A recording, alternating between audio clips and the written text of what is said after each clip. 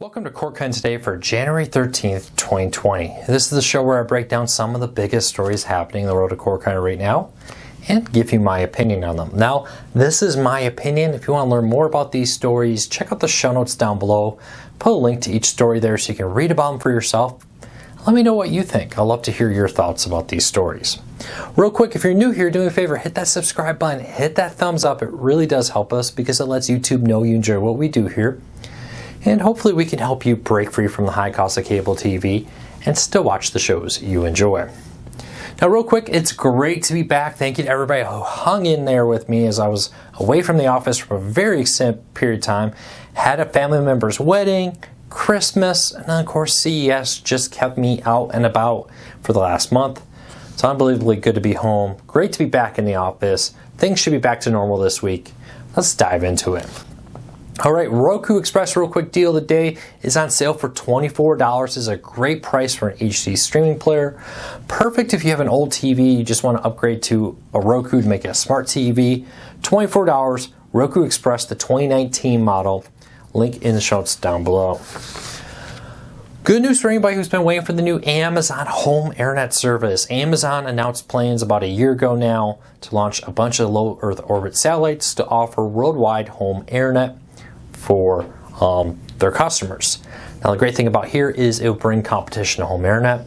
Amazon is not alone in this. SpaceX and others are trying to do the same. SpaceX is a little bit ahead of them right now, but Amazon is catching up, including a hiring binge. Amazon's hiring 154 people to help build out their team for their home internet service. They're just pending FCC approval on some approval to start launching the satellites into space. And it looks like Amazon is very confident this is going to happen because they're hiring 154 people to do almost everything. Not just here in the United States, but also people to go work with other countries to get approval there to put the infrastructure in place to build out their home internet service. It'll be very interesting to see how this plays out. Amazon has made it clear that they want to offer affordable, high-speed internet, especially to people who live in like rural America. And I love the idea, honestly, if I'm at home, I'm here at the office, I'm at the coffee shop, this worldwide network will pretty much be internet everywhere. Great for people who live in RVs. I know it's a growing trend in America, people who full-time travel in the United States in an RV. Having something like Amazon Internet could really make that an easy reality. So keep an eye on this, but it definitely seems that Amazon is beefing up their team. If you have expertise in any of the related fields, you may want to look at trying to apply. But let me know, would you get Amazon home internet? It definitely seems like they're very much on track to try to get this really going in 2020. A good chunk of these jobs are older postings, but some were posted as recently as last Friday for new positions Amazon's looking to hire for their home internet service. So let me know what you think. Discovery is planning to launch a streaming service that they would like to have include all their brands. So the Learning Channel, Discovery, their Scripps networks like the Science Channel, HGTV, and more. They'd like to have one streaming service to try to compete with them. Probably maybe look at the success of Disney Plus, the upcoming HBO Max, Peacock, and more to try to compete with them. Now, one of the things Discovery kind of said is they need to partner up a little bit with their team or get approval for some of this from the cable companies they have contracts with. So this is still far from a done deal. Maybe something in their current contracts they need to work out first before they launch it. But I'd love to know, Discovery has kind of been talking for some time of like a $5 or $6 streaming service. And now it sounds like it may include all of their properties. Would you pay that? Discovery has a loyal following. If you think about it, if you get Discovery for $6, you get HBO Max, which includes a ton of Turner content, and you get Disney Plus, you're still well under $30 there. For all that content, and that's for many people that would be a good chunk of the cable lineup that they traditionally watch. It's not exactly a la carte TV, but it's definitely moving in that direction. I've long said the early efforts a la carte TV would be bundles. It could be like you get all the Discovery content, or maybe like Charter does, here's a list of channels for X amount of money, you get to pick 10, 15 of these different channels. May not exactly be a la carte the way you want it to be, but could be very close to the a la carte TV that we've been looking at for years now, where I could come in here and say, you know, I don't really want this channel, I'm not going to pay for it. Hopefully someday we get to the point where it's just like, I want this channel, this channel, this channel, and I pay that price. But I think we're a ways away from that still. The pressure is growing to force companies like Discovery to do something different, and AT&T and Disney and more. It's not quite at the point where they're completely willing to abandon the bundle model in favor of a more a la carte consumer-focused model. But let me know, would you pay for Discovery's content? And would the $5-6 price point that's been talked about in the past be something that you're willing to do if it includes all the discovered properties, which I also assume would include the Scripps networks that they now own? So leave me a comment and let me know. Alright, for some time we've heard that YouTube TV wanted to get into offering NFL Sunday Ticket.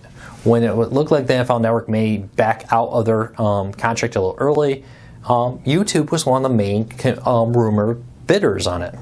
Now there's new rumors that this is happening, including YouTube's head of content, which also includes YouTube TV. He was present at the NFL game, sitting directly next to Roger Goodell, the NFL commissioner, over the weekend. This once again reignited a lot of rumors and reports that YouTube TV is bidding for this new NFL Sunday Ticket.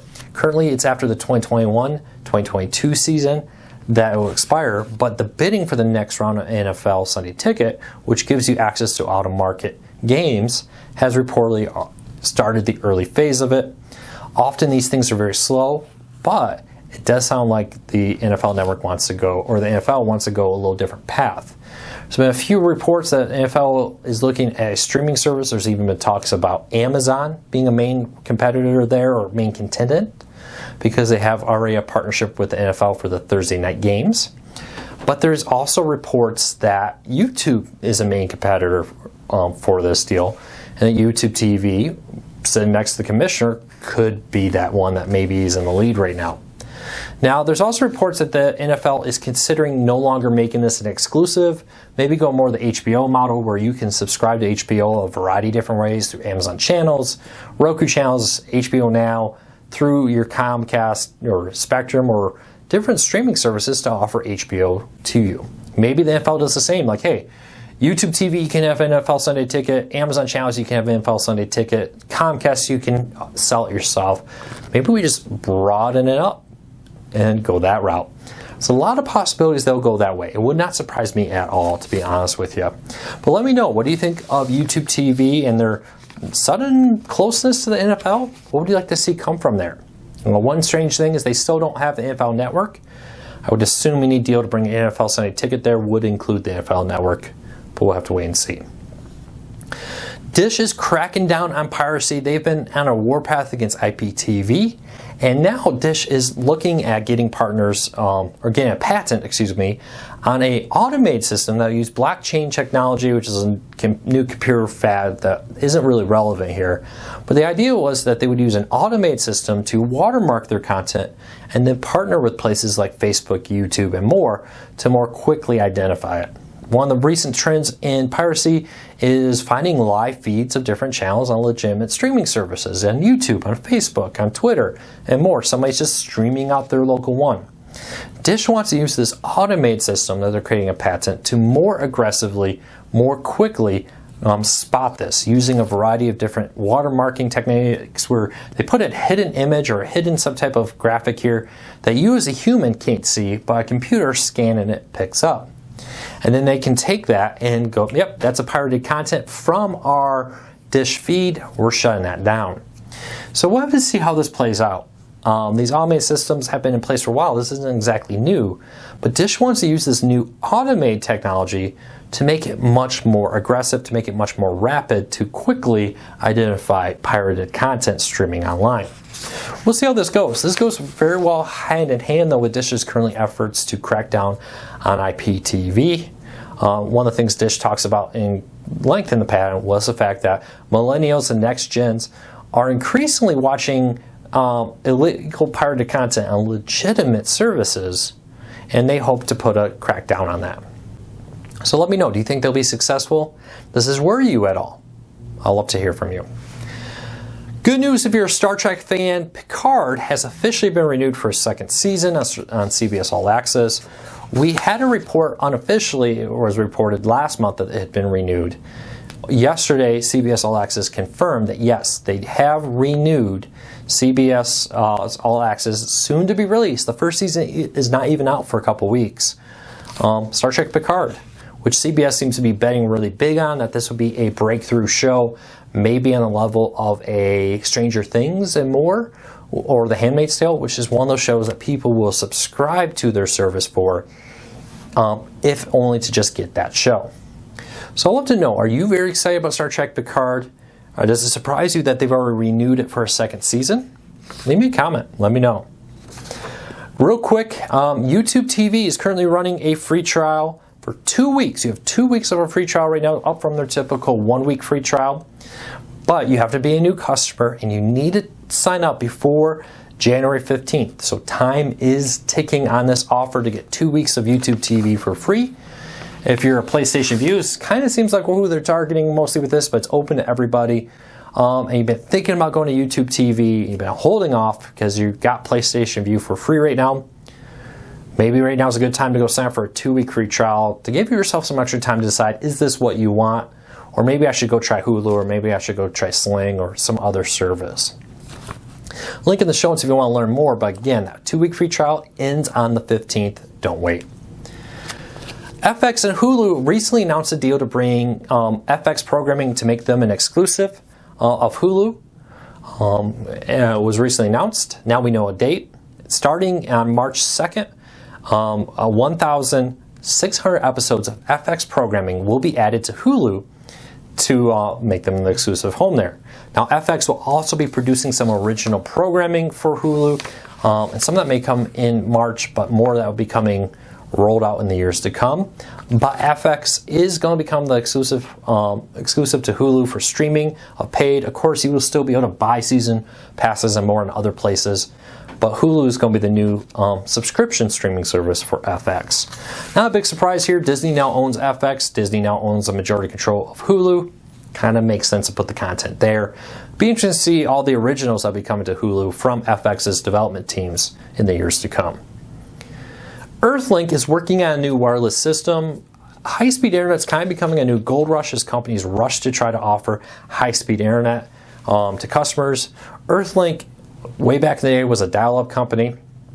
They more recently are a reselling company, reselling like AT&T and a whole host of other companies with their customer service. And now they've started to work on a wireless fixed home internet service where they put a tower in your town and they service the internet directly to you, bringing competition. These fixed wireless systems are far faster than your traditional wireless Wi-Fi. You just put a little station in your home to pick it up.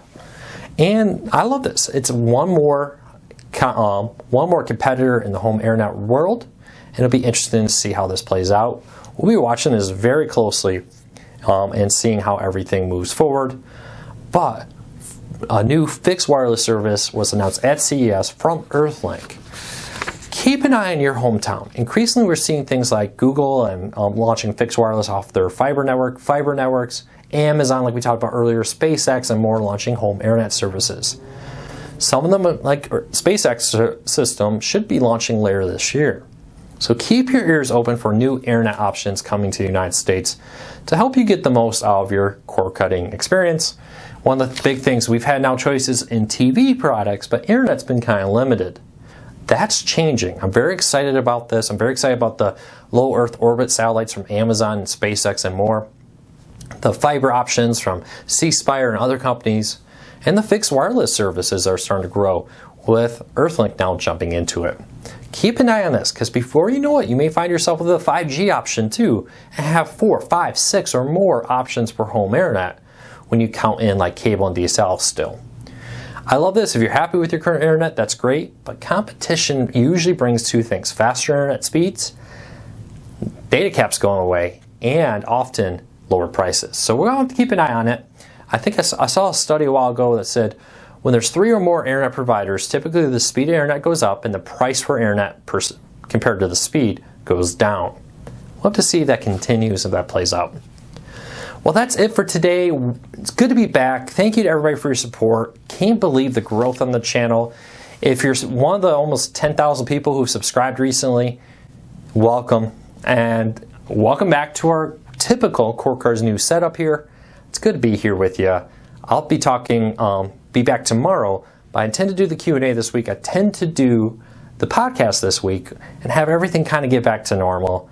I appreciate everybody who hung in here with us, as CES last week was a little crazy. But I'll see you all real soon. Take care, everybody.